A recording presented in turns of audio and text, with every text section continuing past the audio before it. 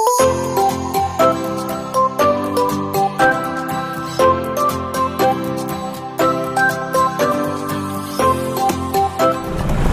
semuanya, kita hari ini lagi jalan-jalan di sebuah kota di Indonesia, tapi bisa dilihat ya agak beda daripada kota-kota yang lain. Coba tebak kita ada di mana?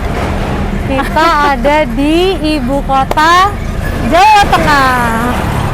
Ya, kita ada di Semarang, tepatnya di Kota Lama, dan hari ini kita akan bareng-bareng jalan di Kota Lama, mengulik kembali ke zaman dulu. Kita masuk ke kapsul waktu untuk kembali ke masa lampau sejarah Kota Semarang, khususnya di Kota Lama. Yuk ikutin kita. Ayo.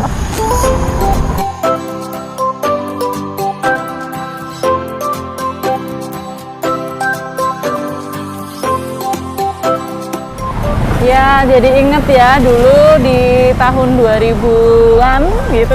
Saya pernah hidup di Semarang. Kebetulan kuliah di sini dan pernah kesempatan juga untuk jadi salah satu duta wisata di Jawa Tengah, dalam hal ini Kota Semarang. Dan saya sangat bangga dengan adanya Kota Lama di Semarang ini menjadi salah satu wisata yang benar-benar dijaga revitalisasinya untuk bangunan-bangunannya. Dan ternyata memang banyak sekali sejarah-sejarah, dan kita juga bisa melihat gitu ya kondisinya bagaimana Semarang dulu itu mulai dari hanya menjadi satu wilayah pelabuhan gitu, sampai dengan bagaimana Semarang juga menjadi saksi sejarah ketika masa penjajahan Belanda dengan VOC sampai dengan masa kemerdekaan.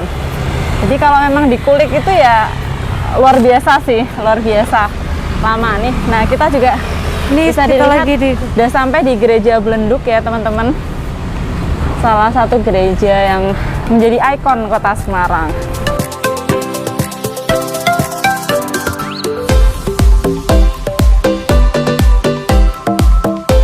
Gereja Belenduk itu masih salah satu bagian dari sejarahnya Kota Lama. Awalnya di bentuk Kota Lama itu juga menjadi bagian dari ini ya, cerita awal mula di Kota Semarang pada waktu itu di tahun 1600-an sampai dengan 1800-an, dimana memang pada waktu itu sebelumnya memang masih dikuasai di Kerajaan Mataram ya. Kawasan ini dikelilingi oleh benteng gitu yang dulu menjadi hadiah dari Kerajaan Mataram. Perjanjian Amangkurat itu ya? Ya, Perang Trunojoyo ya kalau masih ingat di situ. Nah, Perang Trunojoyo itu si Kerajaan Mataram minta bantuan sama VOC untuk membantu gitu. Istilahnya dulu ada pemberontakan gitu. Nah, si VOC akhirnya membantu dan minta hadiahnya di wilayah ini. Dan untuk pembangunan di Kota Lama sendiri pun ada 3 fase juga gitu. Oh, nggak langsung jadi satu. Jadi awalnya ada satu tempat gitu untuk pemerintahan, ada tempat beribadah, dan juga untuk pertokoan, bahkan pemukiman dulu. Sampai dengan fase kedua, dia juga dibikin benteng yang baru lagi.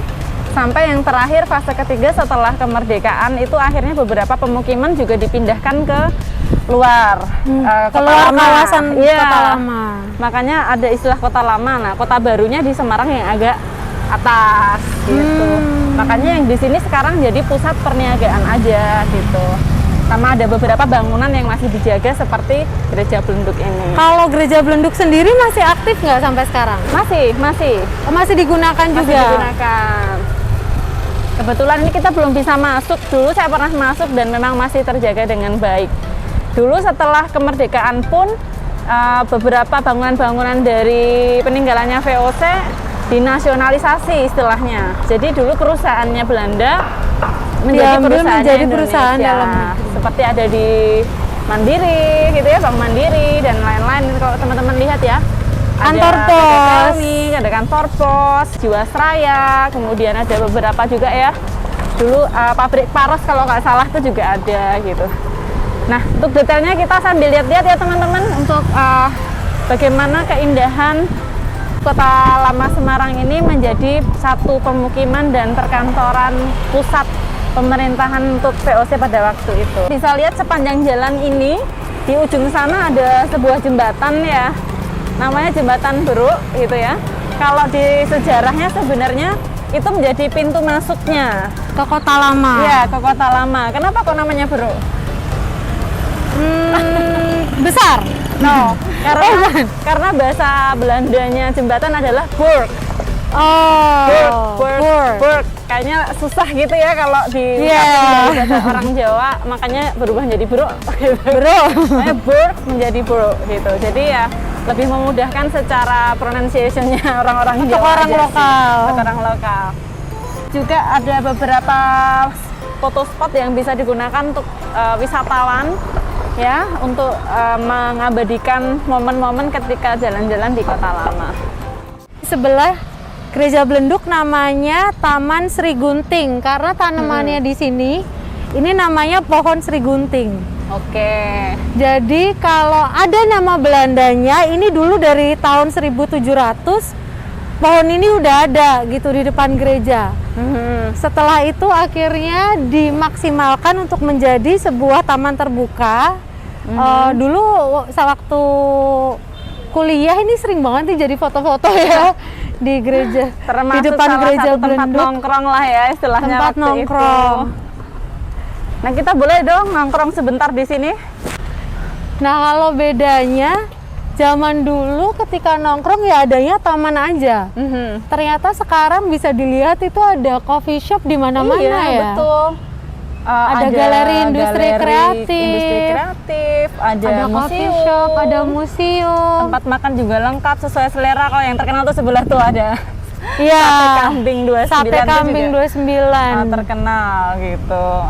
Kalau zaman dulu tuh memang di tahun 2000-an itu belum direvitalisasi ya. Iya. Jadi taman ini ya memang sekedar taman biasa gitu. Kalau anak sekarang bilang mungkin kurang estetik lah. Nah, kita bersyukur banget nih Bisa karena sekarang punya kita datang kesempatan, lagi ternyata sudah semakin bagus dan banyak banget anak muda atau wisatawan kota luar gitu, wisatawan lokal itu pada berkunjung ke sini dan taman ini jadi kayak checkpoint ya. akhirnya.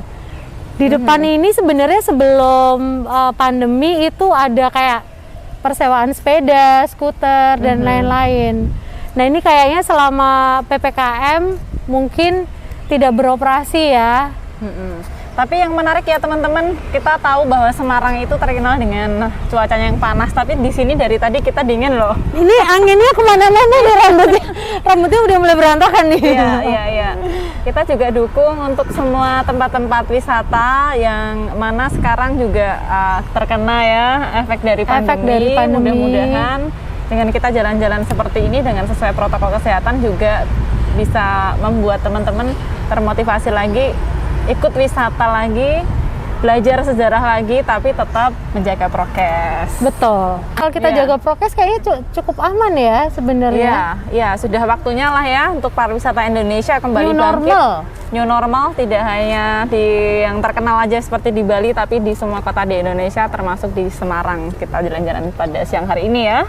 Iya. Oke, kita lanjut lagi yuk. Kita lanjut. Cari lokasi-lokasi yang dulu nggak ada, sekarang udah dibangun. Apa ya kira-kira ya? Kita cari tahu.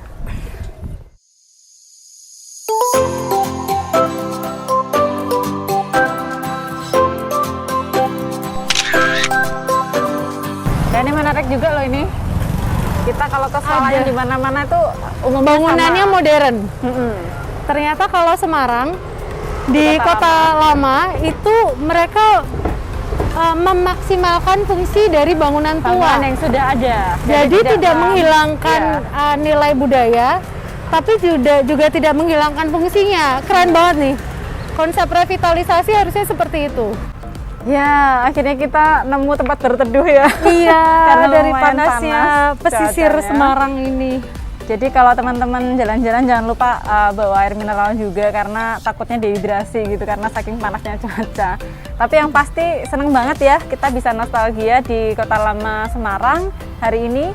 Dan satu hal yang bisa kita bagikan selain sejarah dan beberapa budaya Kota Semarang tadi adalah ayo kita bangun lagi pariwisata dengan mulai berwisata dengan aman. Sampai jumpa teman-teman, terima kasih sudah nonton. Bye-bye, jangan lupa subscribe. Bye-bye.